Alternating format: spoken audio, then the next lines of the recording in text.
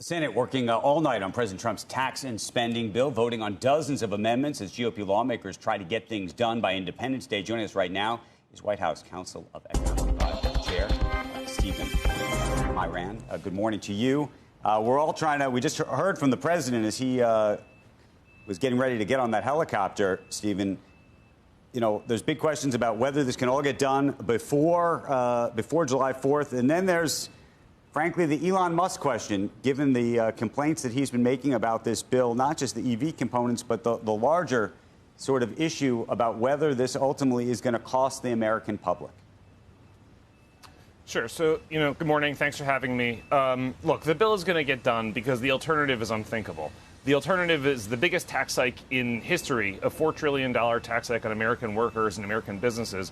It'll plunge the economy into recession, add trillions of dollars to the debt because of decreased revenue, and it's a bad scenario all around. If we pass the bill, we get a booming economy, we get huge incentives for investments, things like full expensing on new factories, full expensing on equipment. It'll cause an investment boom that'll cause reshoring, a resurgence in manufacturing. We get no tax on tips, no tax on overtime, and it'll bring the deficit down by about $8.5 to $11 trillion over time. So we're going to get the bill over the line because there's no choice about this.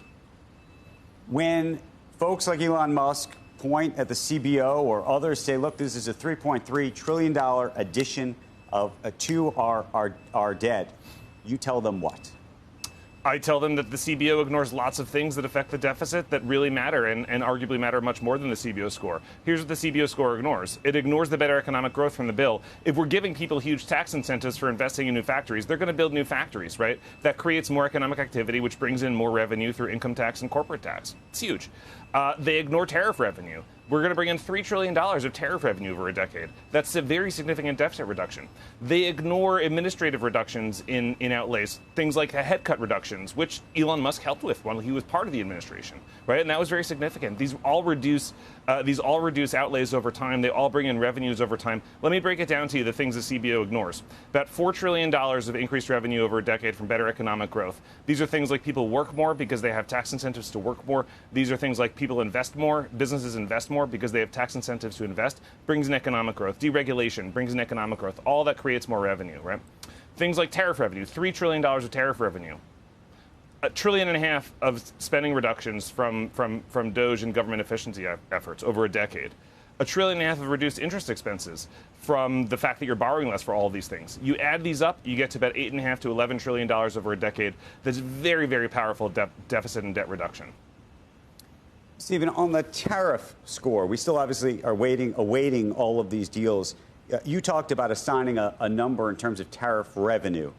One of the questions always been, are we effectively trying to collect a tariff tax as a way to raise revenue, or are we trying to ultimately incentivize more business to be brought back to the United States, in which case we would collect a different kind of revenue, hopefully taxed inside the country, but that's a different number than the tariff number. Can you break down how you think about those two distinctions? Sure. So every tariff program that we have in place, and to be clear, we have like a variety of tariff programs in place. They each have their own different justification for why they're being done. Some are for national security, some are for dumping, some are for the national emergency of trade deficits.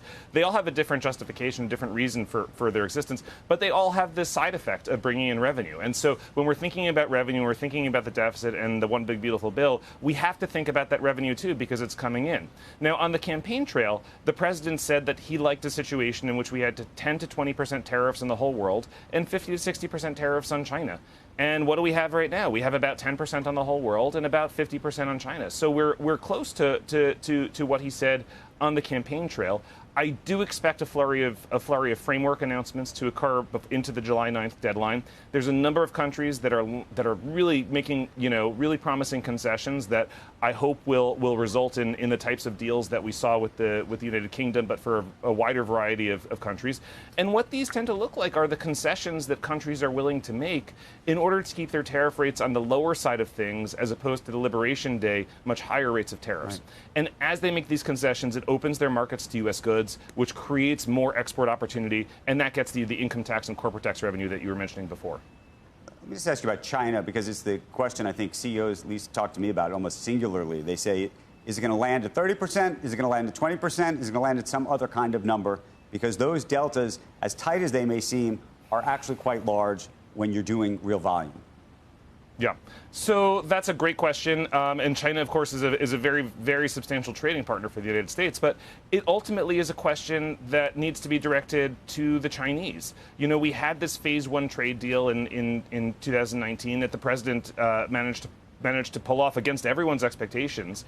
And it was a great deal. And it had chapters on intellectual property and chapters on market access. And it's unfortunate that the Chinese walked away from it and the Biden administration didn't enforce it. But the asks from China are pretty well known and have been well known for a really long time.